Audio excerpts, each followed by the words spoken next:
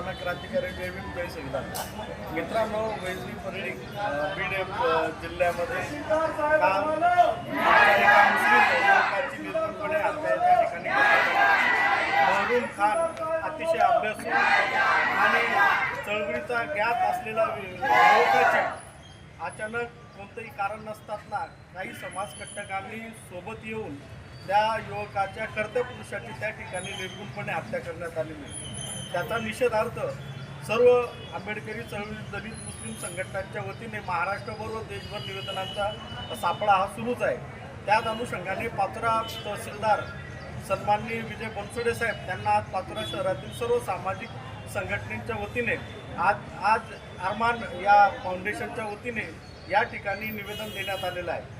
त्या निवेदनामध्ये आमच्या सर्व समाज बांधवांची ही प्रमुख मागणी हीच असणार आहे की सदर अरमान याची जी निर्गुणपणे हत्या करण्यात आलेली आहे त्या हत्येची चौकशी SITच्या माध्यमातून महाराष्ट्र शासनाने नेमून निपक्ष पद्धतीने त्याची जाच करणं गरजेचं आहे.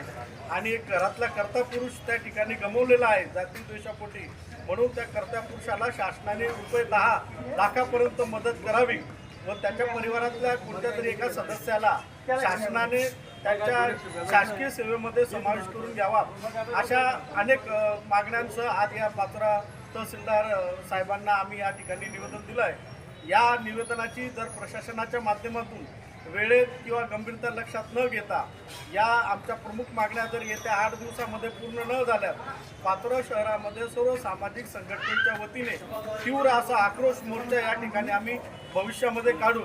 तत्पूर्वी महाराष्ट्र शासन पाचोरा प्रशासन यांना आमची नम्र विनंती राहील की आमची जी वेदना आहे ही लोकशाही मार्गाने कायदा सुव्यवस्थेला अबाधित ठेवून भारतीय संविधानाला ज्या पद्धतीचे मूल्य पडतात त्या मूल्यांचा आदर ठेवून आज आम्ही निवेदन या ठिकाणी दिलेलं आहे. भविष्यामध्ये जर या आमच्या मागण्या पूर्ण नाही झाल्या तर आम्ही तीव्र स्वरूपाचा असा आक्रोश मोर्चा काढू. या शासनाच्या धोरणांच्या विरोधात जन आंदोलन उभे करू. जय भीम.